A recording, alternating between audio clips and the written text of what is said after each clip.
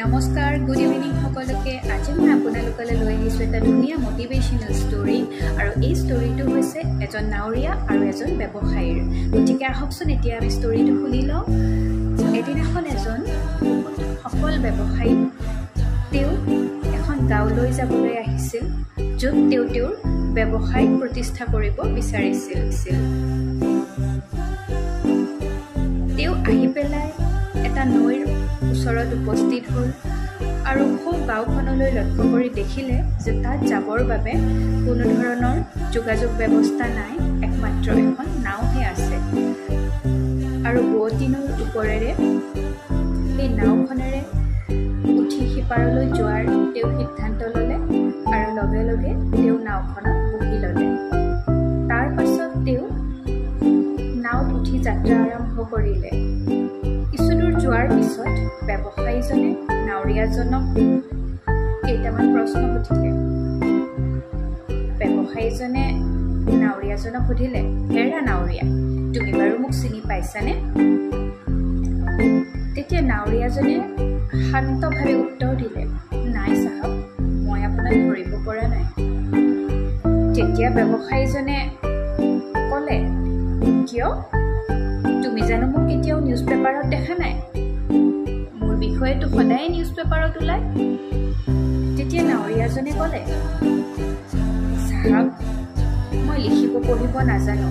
সৰু থাকোঁতেই আই বোপাই ঢুকাল আৰু তেতিয়াৰ পৰা মই স্কুল যাব নোৱাৰিলোঁ। আৰু এতিয়া এই নাওখনেই মোৰ বৃত্তি আৰু ইয়াতেই মই এই বোৱতী নৈৰ ওপৰেৰে মই অনবৰত অহা যোৱা কৰি থাকোঁ আৰু সেই উপাৰ্জনেৰেই মই ঘৰখন চলাওঁ। তেতিয়া ব্যৱসায়ীজনে তেওঁক ঠাট্টা কৰি হাঁহিলে, তুমিনো জীৱনত কি কৰিলা? তেতিয়া ব্যৱসায়ীজনৰ কথা শুনি নাৱৰীয়াজনৰ মনটো অলপ বেয়া লাগিল। তথাপিও তেওঁ মনে মনে পুনৰ যাত্ৰা আৰম্ভ কৰিলে। কিছুদূৰ যোৱাৰ পিছত ব্যৱসায়ীজনে নাৱৰীয়াজনক পুনৰ সুধিলে, হেৰা নাৱৰীয়া, তুমি বাৰু নৈৰ সিটো পাৰে থকা সেই পথাৰখন দেখিছানে? তেতিয়া নাৱৰীয়াজনে ক'লে, হয় চাহাব, দেখিছোঁ। তাত কি হ'ব তুমি গম পাইছা নাই? তেতিয়া নাৱৰীয়াজনে ক'লে, নাই চাহাব, মই গম নাপাওঁ। তেতিয়া ব্যৱসায়ীজনে পুনৰ ক'লে, তাত মই এটা বৃহৎ ফেক্টৰী খুলিম আৰু সেই ফেক্টৰীত মই উৎপন্ন কৰা সামগ্ৰীবোৰ নি চহৰত বিক্ৰী কৰিম। তেতিয়া নাৱৰীয়াজনে ক'লে, হয় চাহাব, মই গম পোৱা নাছিলোঁ। নাৱৰীয়াজনক পুনৰ প্ৰশ্ন কৰিলে, তুমি বাৰু চহৰ দেখিছানে? তেতিয়া নাৱৰীয়াজনে ক'লে, নাই চাহাব, মই কেতিয়াও চহৰলৈ যোৱা নাই। তেতিয়া ব্যৱসায়ীজনে পুনৰ ইটিকিং কৰি পেলাই তেওঁক ক'লে, হেৰা, তুমিনো জীৱনত কি কৰিলা? তুমি যদি আজিলৈকে চহৰেই দেখা নাই, তাতকৈনো তুমি মৰিয়েই নোযোৱা কিয়? তেতিয়া নাৱৰীয়াজনৰ মনত বৰ আঘাত লাগিল আৰু ঠিক তেনেকুৱাতেই তেওঁৰ মনত আৰু জীয়াই থাকিব মন নোযোৱা হ'ল আৰু বঁঠাপাত হাতৰ পৰা পৰি গ'ল।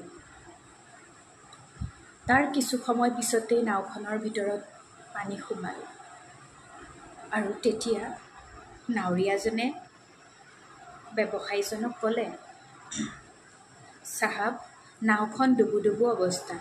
আমি এতিয়া নৈত জাপ মাৰি সাঁতুৰিব লাগিব। আপুনি বাৰু পাৰিবনে? তেতিয়া ব্যৱসায়ীজনৰ খুব ভয় লাগিল আৰু ক'লে, মোক ক্ষমা কৰি দিয়া, মোক ক্ষমা কৰি দিয়া। মোক যিকোনো প্ৰকাৰে তুমি মোৰ জীৱন বচোৱা। মই সাঁতুৰিব কেতিয়াও শিকা নাই। তেতিয়া নাৱৰীয়াজনে হাঁহিলে আৰু ক'লে, চাহাব, আপুনিনো জীৱনত কি শিকিলে? আপুনি যদি জীৱনত সাঁতুৰিবই নিশিকিলে, এতিয়া কি হ'ব? পুনৰ কিছুদূৰ যোৱাৰ পিছত ব্যৱসায়ীজনে হুলস্থুল লগালে, মোৰ জীৱন ৰক্ষা কৰা, মোৰ জীৱন ৰক্ষা কৰা, তুমি যি বিচৰা মই তাকেই দিম। তেতিয়া নাৱৰীয়াজনে ক'লে, চাহাব, মই সাঁতুৰিব জানো। আপোনাক মোৰ পিঠিত উঠাই হ'লেও মই আপোনাক পাৰ কৰাম। আপোনাক মই বিপদত নেপেলাম। ডাঙৰীয়াজনে ব্যৱসায়ীজনক নৈৰ সিটো পাৰলৈ লৈ গ'ল। এই কাহিনীটোৰ পৰা আমি কি শিকিলোঁ? এই কাহিনীটোৰ পৰা আমি এইটোৱে বুজিলোঁ নহয়নে? মানুহে কেতিয়াও কাৰো বৃত্তিক লৈ অৱজ্ঞা বা ঠাট্টা মস্কৰা কৰিব নাপায়। কাৰণ প্ৰত্যেকজন ব্যক্তিৰ নিজৰ নিজৰ স্থানত প্ৰত্যেকেই উচ্চ। গতিকে আহকচোন আমি জীৱনত কেতিয়াও কাৰো বৃত্তিক লৈ তেওঁৰ কৰ্মক লৈ কেতিয়াও ঠাট্টা মস্কৰা নকৰোঁ। ধন্যবাদ।